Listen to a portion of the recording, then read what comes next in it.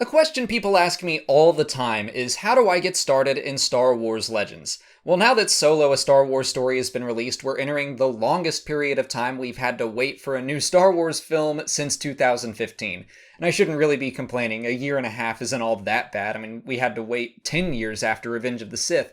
But in that gap, I think it's the perfect time to start exploring some Star Wars Legends material. So today I'm going to give you a few jumping off points depending on your interest in Star Wars and where that is, and I'm also going to be introducing a new series to the channel. The obvious starting point for most fans is going to be the Thrawn trilogy by Timothy Zahn. These books came out in 1991, and they were the first Star Wars stories that fans got in the 8 years after the release of Return of the Jedi. There were some books that came out in 1983 and before, but Heir to the Empire, Dark Force Rising, and The Last Command are pretty much credited with kicking off the EU as we know it today. They continue the stories of Luke, Han, and Leia about 5 years after the Battle of Endor. Well, what if you're more interested in the lore behind the Jedi and the Sith? Then I highly recommend you start with the Darth Bane trilogy by Drew Karpyshyn.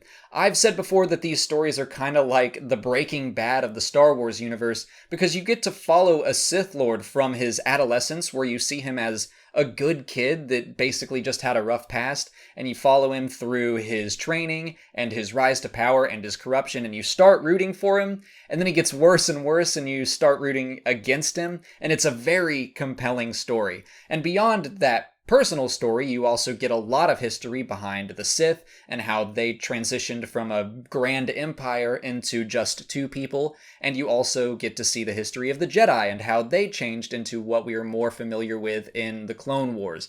It's a great read, and when you're done with that, I would move on to Darth Plagueis by James Luceno. It's a great companion piece. It actually has a lot of references to the Darth Bane trilogy, and again, it's just super compelling following Darth Plagueis as he trains Darth Sidious, and it takes a lot of the more perplexing questions from the prequels, and it gives really solid answers to them. So if you're into the Jedi and the Sith, I would recommend starting there.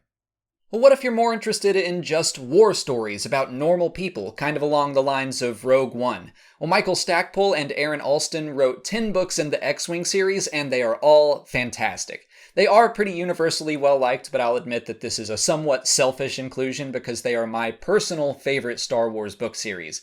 I just happen to love starfighter pilots, and there's another Darklighter in the mix, so it's like they were written just for me. But at least check out Rogue Squadron and see if you like that series first, but if you do, 10 books should keep you plenty busy. The last option I want to recommend, in case you want to get really hardcore into Star Wars Legends, is to try reading them in chronological release order. Whenever someone asks me what my preferred viewing order is for the Star Wars movies, especially if you're introducing them to somebody for the first time, I always say in order of release, and that's because every story builds upon what came before it, whether or not it's next in the timeline or not. Some recent examples include hyperspace tracking being referenced in Rogue One and then appearing in The Last Jedi, or The Last Jedi showing Han's dice, which then played a role in Solo, a Star Wars story. Just like the movies, little details build like that in the novels.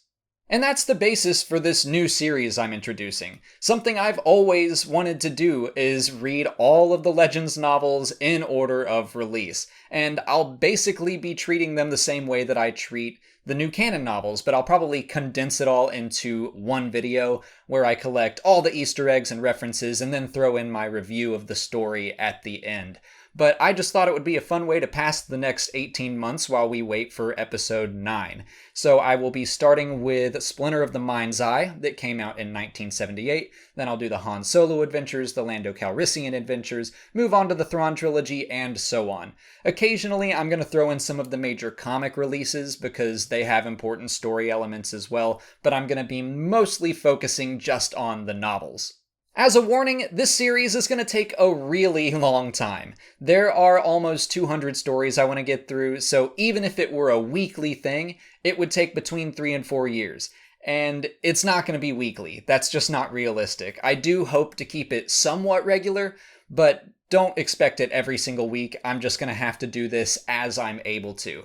But if you want to try to read along with me, I would be thrilled if you did. I would love it if the comments section turned into kind of a book club discussion, whether you're revisiting the story or reading it for the first time.